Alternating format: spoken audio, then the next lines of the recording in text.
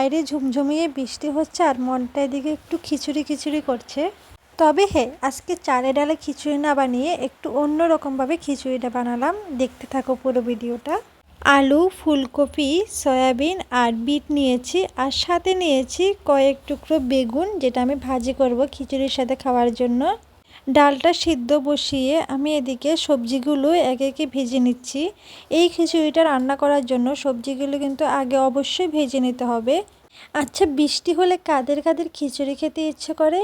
খিচুড়ি আর মাংস, বা খিচুড়ি লাবড়া, বা খিচুড়ি আর কোনো ভাজাভুজি বলো, মানে খিচুড়িটা কিন্তু বৃষ্টির দিনে প্লাস শীতের দিনে কিন্তু অসাধারণ লাগে।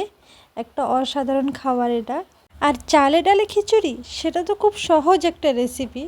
চাল ডাল বসিয়ে দাও, বা সবজি টবজি থাকলে দাও, না থাকলে দিও না, বাস ফোড়ন দিয়ে নামিয়ে নাও। ব্যাচেলারদের জন্য খুব সহজ একটা খাবার। আর আমি জানি অনেক ব্যাচেলাররা কিন্তু খিচুড়িটা অবশ্যই রান্না করে, কারণ আমিও নিজেও পড়াশুনো করেছি একা থেকে। খিচুড়িটা কিন্তু খুব সহজ একটা রান্না, চাল ডাল বসিয়ে দাও হয়ে যাবে। কিন্তু অন্যরকমভাবে যদি খিচুড়ি রান্না করতে যাও, সেদিকে তো একটু খাটতে হবে বাবা। আমার সবজিগুলো ভাজা শেষ, সবগুলো সবজি আমি ভেজে নিয়েছি। আর এদিকে ডালটাও সিদ্ধ হয়ে গেছে। এবার আমি এর মধ্যে নুন আর হলুদের গুঁড়ো দিয়ে দেব। আর তোমরা যদি আমার চ্যানেলে নতুন হয়ে থাকো, তাহলে চ্যানেলটাকে অবশ্যই সাবস্ক্রাইব করে বেল আইকনটা প্রেস করে দিয়ে পাশে থাকবে, কারণ তোমাদের সাপোর্টটাই হলো সবচেয়ে বড় কথা। না হলে এই ভিডিওগুলো বানানো, এগুলো ছাড়া কিন্তু বৃথা।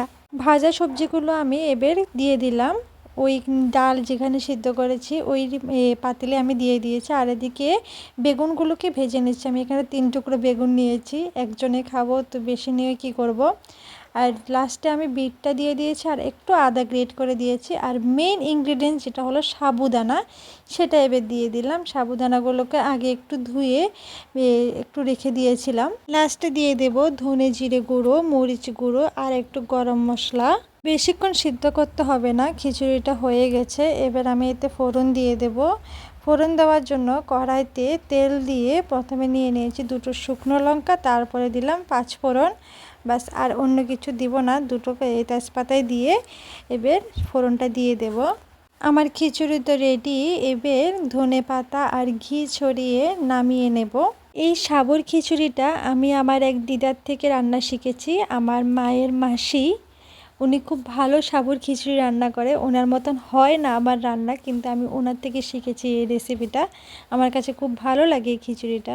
ব্যাস, নিজের জন্য থালা সাজিয়ে নিলাম। অনেক পরিমাণ সবজি দিয়ে রান্না করা সাবুর খিচুড়ি, আর সাথে বেগুন ভাজা, 2টো পাঁপড় হলে কিন্তু জমে যেত।